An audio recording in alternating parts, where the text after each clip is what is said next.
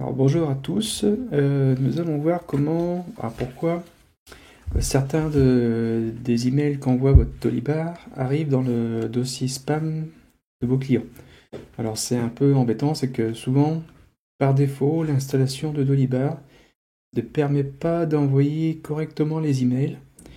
Et du coup, de temps à autre, ou alors même peut-être pourquoi pas systématiquement, les emails qui partent de Libar, hein, pas les vôtres, mais ceux qui partent de l'application de Libar, arrivent ou sont classés dans le dossier spam de vos clients, ou alors n'arrivent pas du tout. Et voilà, ils sont pas vus, donc il existe des techniques pour ça.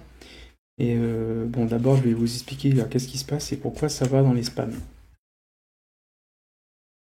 Alors, avant de commencer, donc je m'appelle Christophe, et donc je suis un administrateur système, et je m'occupe donc de la partie généralement qui se voit pas dans les hébergements.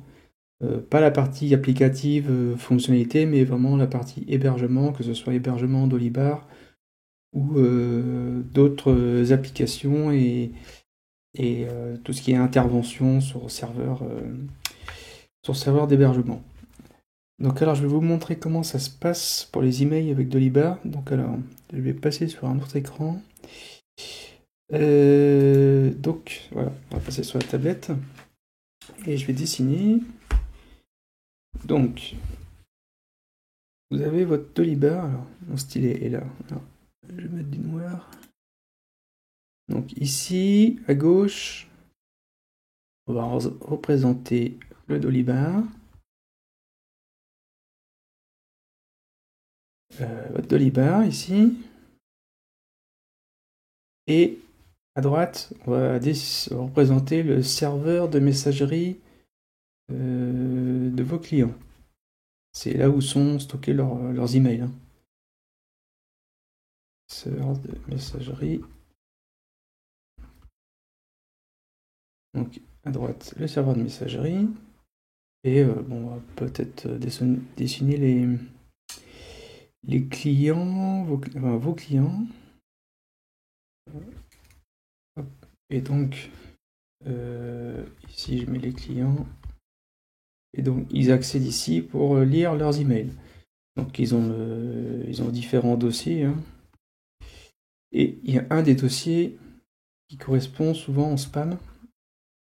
C'est-à-dire que les emails, les mauvais emails qui sont considérés comme étant du spam, au lieu d'arriver dans le dossier principal, ils arrivent à la place dans le dossier spam. Et ben, quand on ne pense pas aller voir ce qu'il y a dedans, on manque les emails en fait.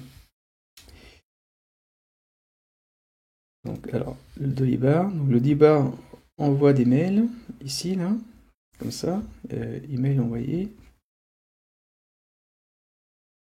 mail, et il les envoie par défaut, il les envoie directement de l'application Dolibar vers le serveur de messagerie. Donc quand l'email sort de Dolibar, il part d'une adresse hein, qu'on appelle une adresse IP, qui est une adresse de service. Et il arrive ici, il y a aussi une autre adresse IP là, mais donc voilà. Donc l'email, quand l'email arrive ici, le serveur de messagerie peut aller consulter l'email, aller consulter l'IP qui a été utilisé pour envoyer et le contenu de l'email. Donc le serveur de messagerie va lire toute cette partie-là. Et ce qui se passe souvent, c'est que il y a un contrôle qui est fait ici. Juste avant que ça arrive là, en fait, il y a à peu près ici, quoi. Il y a comment je vais faire ça? Contrôle. Un contrôle de sécurité qui est fait sur les emails qui arrivent.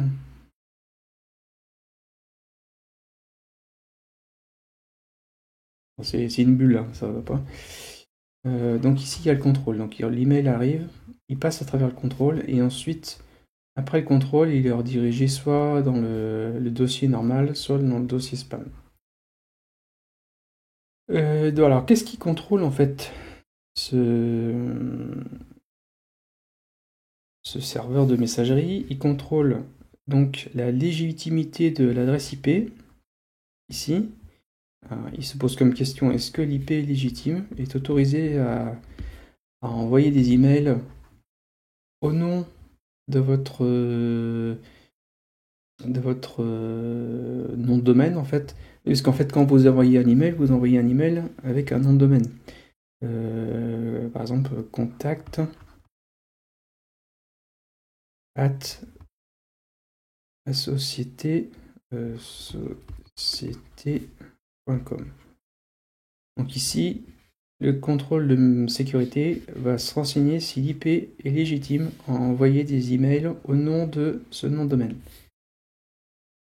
Très souvent, ce point-là n'est pas configuré, et quasiment jamais, et donc il n'y a pas de contrôle qui est fait à ce niveau-là. Donc déjà, le fait que le contrôle est manqué, c'est un indice. Comment je vais faire ça? C'est un indice comme quoi l'email est peut-être un spam. Donc il va lui attribuer une note. Donc il va lui enlever par exemple moins un point parce que ça c'est pas bon. Ensuite il va contrôler il va vérifier si l'email qui a été envoyé a été signé numériquement.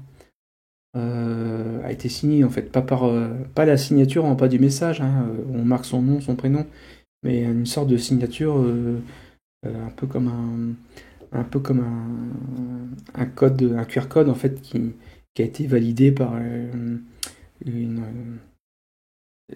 qui a été validé pour que voilà, authentifier l'email.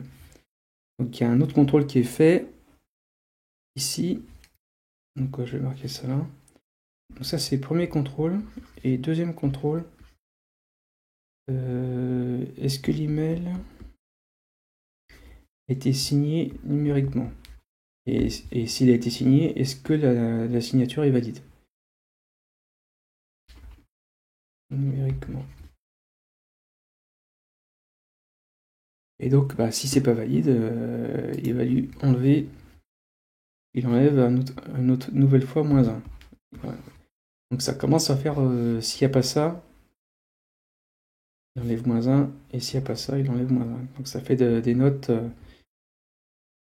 ça donne des indices comme quoi c'est peut-être du spam. Donc alors, ce qui est bien, c'est que ça, c'est facile à réparer. Ça, c'est facile à faire.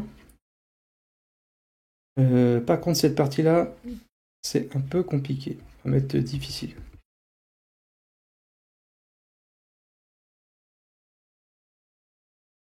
Donc, alors, c'est clair que si vous avez votre Dolibert hébergé sur un service mutualisé, voilà, par défaut, c'est comme ça que ça va se passer, et les emails risquent de partir dans les spams. Alors, qu'est-ce qu'il faut faire à la place? À la place, donc on a toujours Dolibert ici, le Dolibert à gauche, le serveur de messagerie à droite. On va mettre service de messagerie. Donc service de messagerie de vos clients, hein, pas le vôtre. Donc au lieu d'envoyer directement, on va passer par un relais.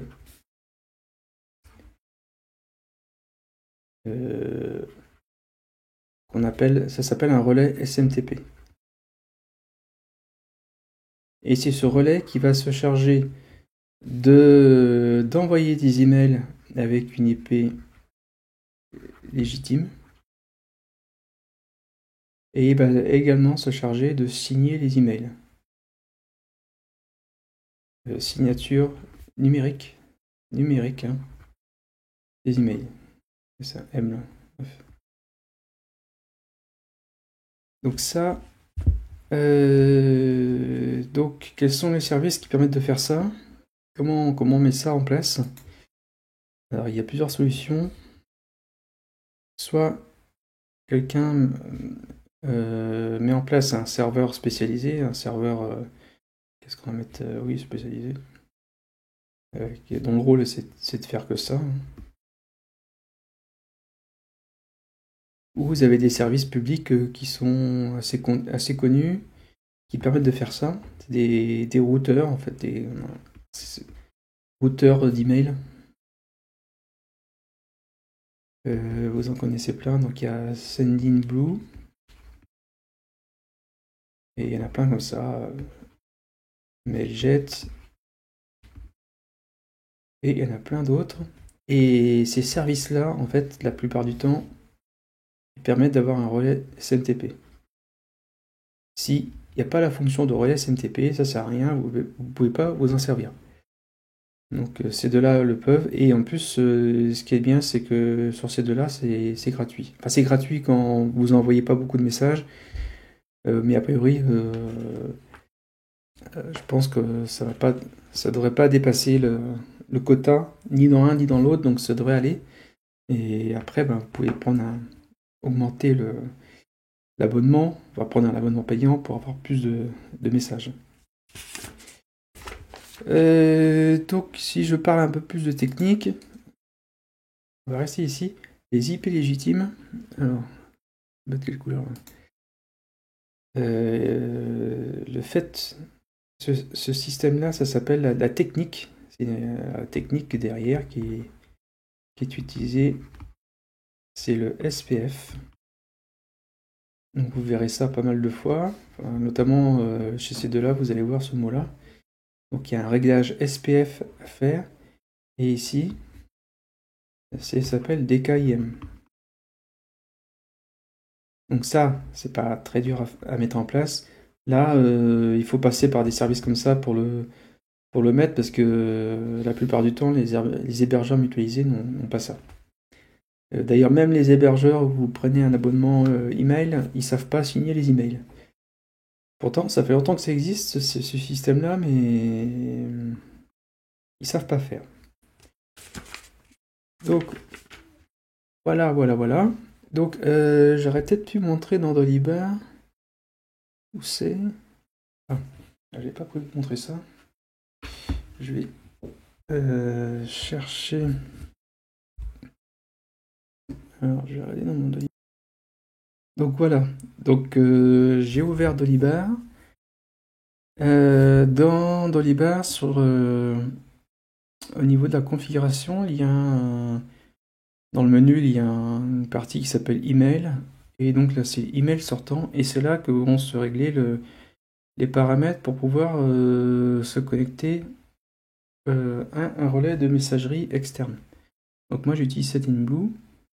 Donc il y a un identifiant, un mot de passe à mettre. Et ensuite, il y a différents tests à faire pour vérifier que ça fonctionne. Donc voilà, c'est comme ça qu'il faut faire le réglage des emails. Donc là, c'est tout pour la vidéo. Je vais remettre ça là.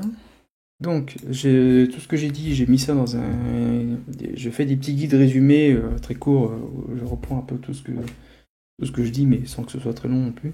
Donc, il y a des guides gratuits que vous pouvez télécharger à partir de mon site internet. Donc, je mets l'adresse qui est en dessous. Donc, vous inscrivez à mes contacts, et dans les emails que vous allez recevoir, il y aura un lien où qui ira vers les guides.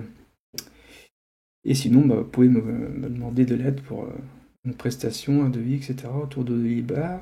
Alors, je ne fais pas de développement de modules, mais disons les installations, dépannage et infogérance Dolibar, donc je peux m'occuper de cette partie-là.